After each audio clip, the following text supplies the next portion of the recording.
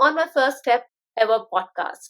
For everyone who has been glued to this podcast, they know that what we do, what's the drill. But for the ones who are joining us today, I like to give a little quick spiel of what we do and what we are here for. So I'm Ishani Nigam. I'm the host of my first step ever podcast.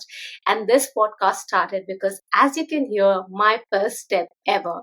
First step is the most difficult step of all the steps that you want to take in your life, be it towards your dream, a goal, or even a particular task that you would like to get through the day, because we just keep thinking about it. And I know, like myself, there are many people out there who harbor a dream, or they really know what they want to do. Maybe they have already taken a few steps, but they stop because there's a lot of noise out there. There's a lot of noise within us that stops us. And when we think about successful people, when we hear the story, it's only when they become successful. What we do not know is the journey behind that, which is the most important part of it, because we don't see the failures, the nights people have cried. They've really buckled themselves up the next morning to keep going on. And that is the real deal. So, my friends, please join me on this another amazing episode of my first step ever podcast.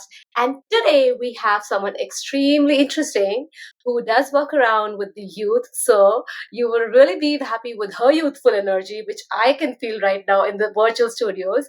Joining me all the way from UK is Hillary Spiritos. Hillary, welcome on my first step ever. Hi, thank you so much for having me. It's such a pleasure to be here. It's all my pleasure, and I know that we're in for a very fun and interesting conversation. But before we do that, let me give a sneak peek about you to our listeners or people who are watching us today. So in today's episode, we are hanging out with Hillary Spiritos, founder of Bat Outta Hell. Now, this is a very interesting name. I do get a sense of what it is about, but we would love to know about it more. So that does build the curiosity over there. She is a pathfinding coach who's all about helping you, the 20 somethings, trust themselves and go after the life they really want. Even if you're beyond 20, this is still a stuff that you can listen to and make use of it. I'm very sure about that. So Hillary leads workshops on everything from leadership to resilience and how to make your study abroad experience totally unforgettable. Even if you're within the same city, the same country, I'm sure the experiences that we're going to talk about, the tools, the techniques, it is something that's going to be helpful for you. So stay tuned. She's here to help you cut through the noise of social media and societal pressure, which we all feel every day. So you can focus on what you really, really want, whether it's crushing your goals or facing your fears. Hillary's got the tools to help you create your own path. I love that. With the experience advising at NYU and Northeastern University and a corporate background, she's all about helping you figure what's next. So let's dive in. We are going to dive into first Hillary's journey of how did she take her first step becoming who she is today, and then we'll just pick her brains about what she's an expert at. So let's begin with Hillary's childhood. Let's trace our steps back and please take us through your childhood. And what I would really like to know over here, the context that you would like to set is, what was the mindset of the people or the surrounding that you were growing in back then? What did it really set you up for in your mind? Great question, because I think so much of what can block us as people is the lessons and the messaging that we receive as children. And so when I was growing up, when I was really young, I was a precocious, I asked a lot of questions. I was really dancing to the beat of my own drum. I was just an individual. I dressed in crazy, clothing. And that was really, so sometimes it was buoyed and accepted, and by some people it was not accepted. And so when I got older, I realized that I wanted to become more palatable for others, and I wanted to become more accepted. And I felt I didn't want to experience embarrassment or shame, and I felt a little bit shy. I became a little bit shyer. And so I started looking into everybody else's faces, trying to figure out what I should do or say or what I should think so that I could be accepted by them and viewed as successful by them. through doing that, I really lost track and lost sight of who I was and what I wanted. And again, that's often what happens, right? So we have this curiosity and passions and zest for life and spark that's in our inner child. And then over time, we like mute and dull that part of ourselves so that we can become more accepted and we don't experience the negative stuff. But then we lose track of what we're passionate about and we become disconnected. And so a lot of my clients are feeling like, I don't even know what I want. And so and actually there was like an Instagram, or TikTok trend a while ago about how like it's all about getting back to your 13-year-old self or your young child self. And that's really true. And so basically I would often remind myself, like, my whole life is trying to get back to my childhood self, is trying to remember who I was as a young kid and what I wanted, and accessing that lack of fear of judgment. And so that's kind of how I've been navigating my life so far, trying not to rely on what other people think and listen and look inward. Hillary, I think we have hit the nail on the head just to begin with. This is so deep and profound, and yet this is what we want to, talk about, because there is a why. I want to ask a question over here. Probably now, if you look back, you may have an answer to that.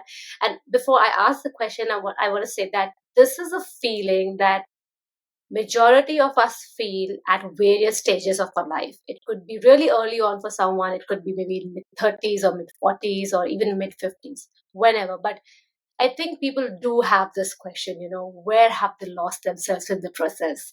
And I've been through that as well. So I can say it's a very, very difficult space to be in. But before we come and, talk about that, how did you, in your journey go about addressing that for yourself? I want to ask one question over here. You mentioned that as we grow, we want to start fitting in. This is a question I want to ask. Why do you think we do that? Great. So honestly, I believe that it is our fears that stop us from living our fullest, most authentic lives. And that could manifest itself in many ways, but really it's the universal fears of failure and embarrassment and shame and feeling unloved and being alone. And what happens is that as children, how we behave can have really serious consequences on our mental, emotional, and physical well-being. And so since we want approval and acceptance and safety and security, exactly, that we adapt and we amend and we shapeshift our behavior so we receive love, safety, and security, because as kids we need that and require it. But conversely, we also learn through unconscious or conscious messaging that if we behave a certain way, we'll receive embarrassment, rejection, and shame. And so we push that aside. And so really what I believe is that the only way to live your fullest, most authentic, fullest, like most out there, out loud life is by forging and developing and creating a relationship with your inner child so that you can recognize what are these fears, anxieties, and insecurities that bubble up. Where do they come from, and how do they impact and manifest in your daily adult life? Because there's so many clients and myself and so many people who the anxiety comes up and you're like, what is this coming from? My life is, I might be fine in my adult life. I don't really understand why I'm feeling this way. I really want to push past this, but I don't know what's blocking me. And generally, if you go back far enough, it is something that you learned, you were told, you saw, you heard, whatever, that is really shaped how you view and see the world and behave in the world. And unless you recognize that and own that and understand how they bubble up, you're going to be at the mercy of them. Thank you so much for breaking that down for us, Hillary. And the reason I asked that question is for, our listeners, okay? So people who are, friends who are listening to us right now and watching us right now, there's a reason that we are having this conversation and that there's a question that's asked over here. Why? Because you will be thinking that what has this got to do with me achieving my goals or, getting started or just keep at my first step? Because You must have observed every time you make a move, you push back 2 more steps, and then you make 2 more moves, and then you push back 3 more steps. It's all about in your mind, it's about your fears, it's about your anxiety, but where is it stemming from is the question. And that's what I think why this conversation is more relevant to understanding that it's not really the task, it's not really the goal, it's not really your actual situation. It's about your mindset that probably is not helping you go past your first step. So, Hillary, thank you so much for taking us through that process. Why would you do that in your journey? And from there, I would like to know when you did realize that, I'm trying to fit in and now this is not helping me out. How was the phase of coming out of that when you were not being yourself? What really made you feel this is not me and I don't want to be in this situation? And how did you make that move for yourself? That's a great question. And unfortunately, it's not one moment, right? It's little moments, and as you were saying, you take one step and then something happens and you go backwards, or maybe not backwards, but you kind of, it's a dance, right? You're kind of trying to figure it out. But it's challenging, and I'm not here to say that this is easy. I'm not here to say that this is magic, that it happens so quickly and easily. Like, this is very challenging, and it is not something that happens immediately. And it's a constant practice. It's constantly reminding yourself, ooh, is that true? When I'm faced with a moment of anxiety, or if I'm faced with a thought or an obstacle, it's questioning, is that actually true? Or is it exciting and scary, or is it just scary? Or like, do I really want to do it, but I'm afraid? Or do I just really not want to do it? Or asking yourself, where is this anxiety coming from? And do I want to make my decisions from that place? Do I want to make my decisions from a place of fear? Do I want to live my life from a place of fear? Do I want to bow down to these fears? Or do I want to feel the fear and do it anyway? And so there were many instances in my life where I've done both. Of course, I'm a human being. We all are. There are moments where I've not done something and then regretted it and have thought about it for a while. And then that's a learning experience, right? You're like, oh, I actually don't want to feel that way again. And I have found that when I do push myself and do the thing, regardless of the outcome, Yeah. we can't know the outcome. It's not really our business, but regardless of that, I've always felt so proud of myself for doing it. And I think that's the feeling we want to chase. I love it, Hillary. I think when you say that, regardless of the outcome, that when you detach yourself from the outcome and you do what you really want to do, you are still fearful about it, you still have doubts about it. But I think the moment you stop thinking about the outcome, I think the level of pressure, the level of worry, the level of fear, everything comes down significantly. And there pumps in a little bit of your fun, a little bit of your, you're relaxed, your creativity. That's what kind of, the degree of that kind of increases a bit. That sort of helps you do better. I mean, that's what has been my experience. But listening from what you have mentioned, it sounds so good, when you detach yourself from the outcome. So from that point, Hillary, when you mentioned that, you detach yourself from the outcome, you don't think about that, and you still go ahead and do it. How has that shift happened for you when it comes to your amazing career that you've made? Now, we would like to understand your behind the scenes of First Step. So when did it really start for you? Well, so that is a great question, and actually very interesting, because it is always the industry that I wanted to get into, the career that I wanted to get into. But I never allowed myself to believe that it was possible. I never allowed to believe that I could do it. I didn't know how to do it. I didn't know how, I didn't see anyone around me doing it. Like, I always knew that I wanted to be a coach and a mentor and a guide for young people. I always knew that. I have always loved inspirational sports movies. And I remember telling my mom, like, I am the coach. Like, this is the person that I resonate. Again, I went into school trying to do what I think I was supposed to do. I was a STEM major. I wanted to do I tried to be what I understood smart and successful people did. You know, going back to unconscious messaging, I learned in my childhood that math and science was smart and successful. And there was really not really another avenue, right? Yeah. Or there is another avenue, but it wasn't as good. It wasn't good enough. Yeah. And so I went in that direction. And one of the big things that happened to me was I changed my major to reflect the arts and humanities. That was people were, I had people asking me telling me I should change it back. I had people asking me what I was doing, all these It never things. stops. It never stops. And so that was a pivotal moment when I decided to really kind of go after living my life for me and what I wanted to do and what I wanted my life to look like, and stop living my life for everyone else, because that's what we're doing. We're living the dreams of other people, and that's diverting us off of our true path.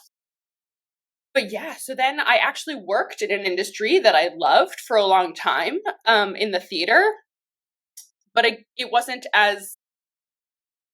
serving me in the way that I wanted it to be. Like, it wasn't feeding me in the way that I really wanted it to be. It was lovely. Mhm.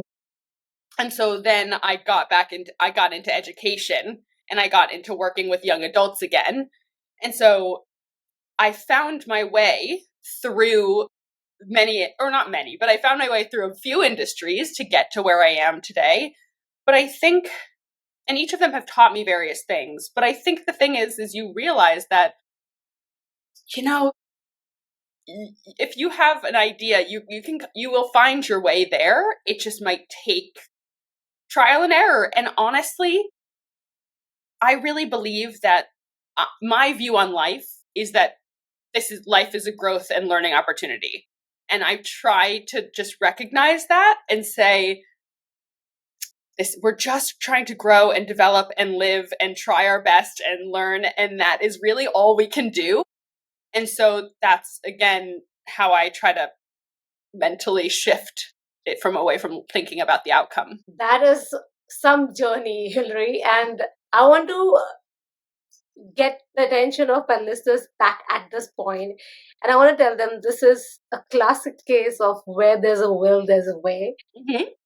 So for everyone who's listening to us, who's watching Hillary, listening to her, and making their own, taking their own mental notes over here, I would like us to kind of understand this thing. If you have even a slightest bit of an idea or an inclination, and you know that you always know that you do, it's always worth giving it a try up until that you can. And I suppose you will find what you're looking out for. I think it's not about giving up, and that's what I want to say to Hillary. You actually never really gave up, and you kept listening to that voice within your heart, your mind.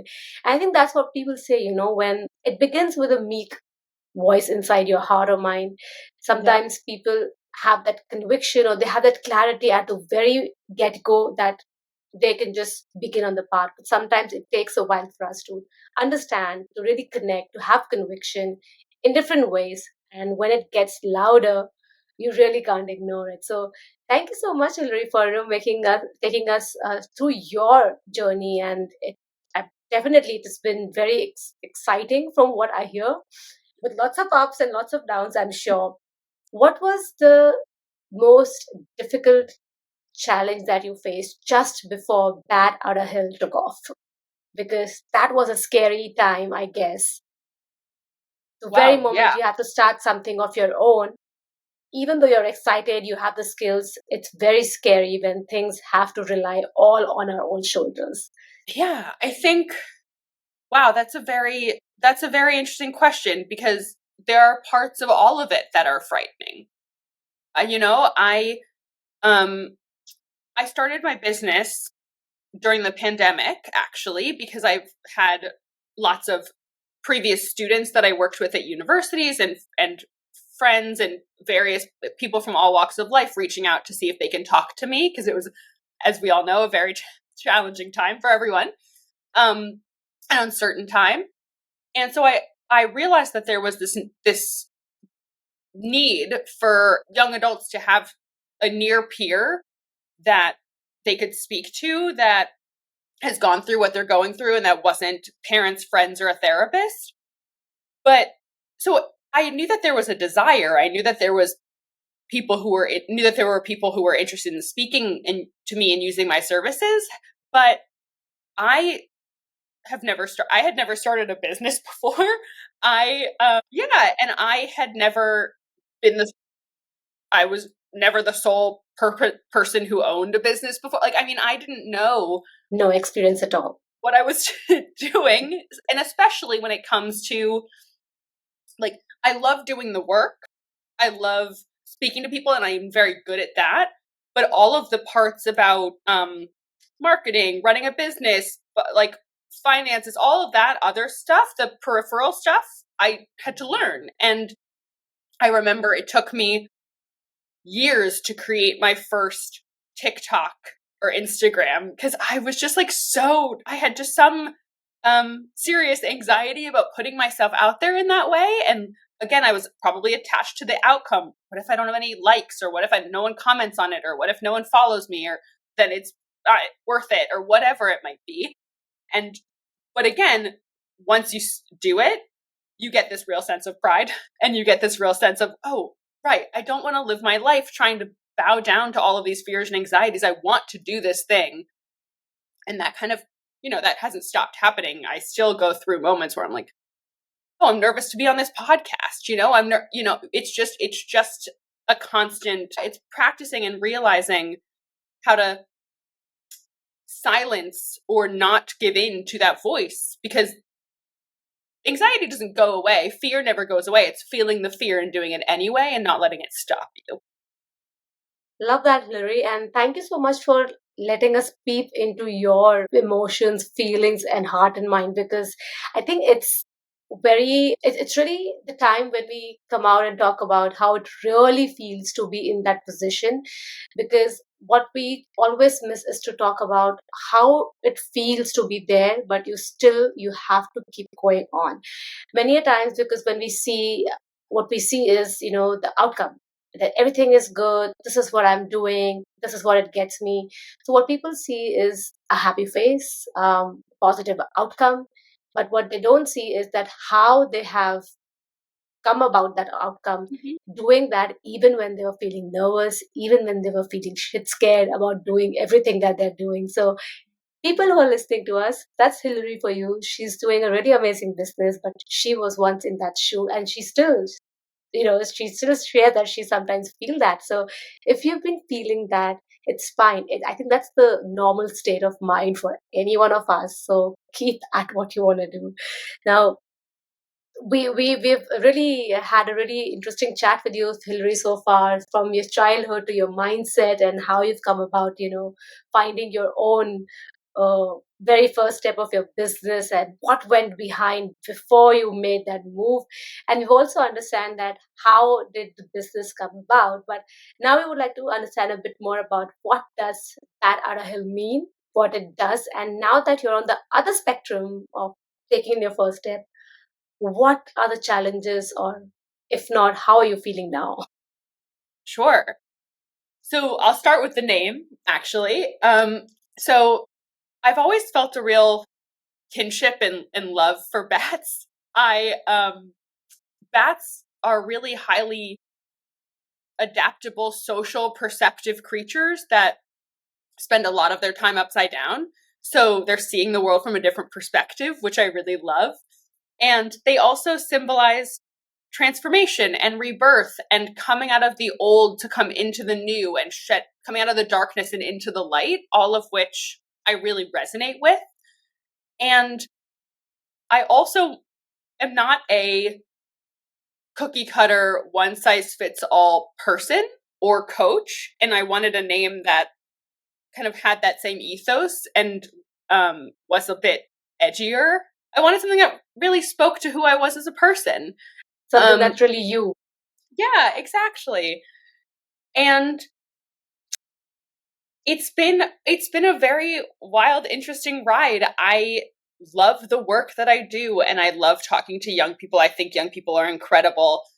And it's just such an interesting time because for so long everybody is doing the same things on the same at the same pace for a long time. Obviously there are exceptions, but it is at university and after when you start realizing, oh, you're not actually doing the same thing as everybody else. You're on different timelines, you're on a different path, and that can be really challenging and overwhelming and scary and exciting. And that's the time that I find really really impactful. Yeah, And I say that the shit got real. yeah, absolutely.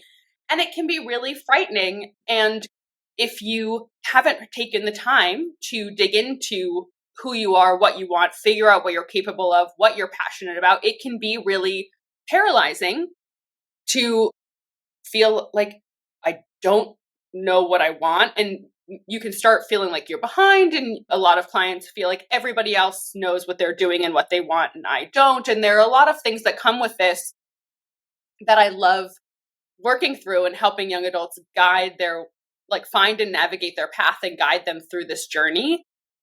And I also think that this group of people are, they don't believe in the this is how it's always been done mentality. And I think that that is so exciting and interesting. So it's my passion for this work and it is my love of this work. It is what feeds me that makes like all of the challenges and all of the fear and all the scary parts and overwhelming parts totally worth it. Lovely, Hillary. Love to know that you have taken your first step and you are really enjoying that first step. Whatever ups and downs it brings for you, but we can see that since you followed your heart and what you're doing really excites you.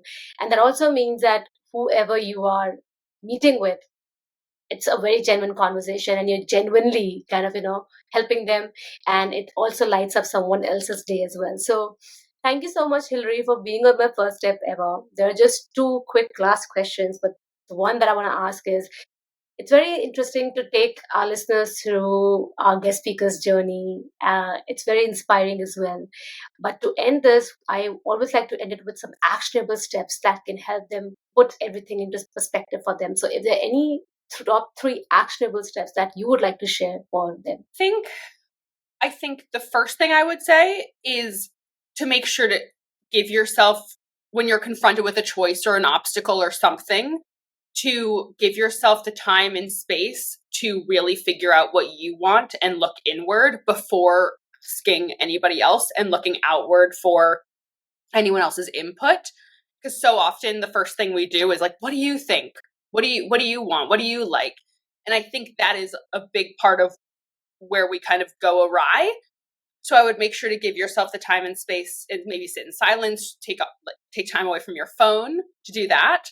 I also think that when you're confronted with anxiety or moments of anxiety, to ask yourself, is this true? How does this serve me? Does this come from a place of fear? Do I want to live my life from a place of fear? Kind of dig into your thoughts and not just take them as fact. And then I would also say to follow the domino rally. If you start thinking, what if I fail this test? And then you say, okay, what if I fail this test? Then what happens? Then what happens? Then what happens? Then what happens? And generally, it really ends up not being the scariest thing. And generally, you end up saying, oh, well, then I, talk to my professor and I take another test and I study really hard for the other test. It kind of takes the weight off of it.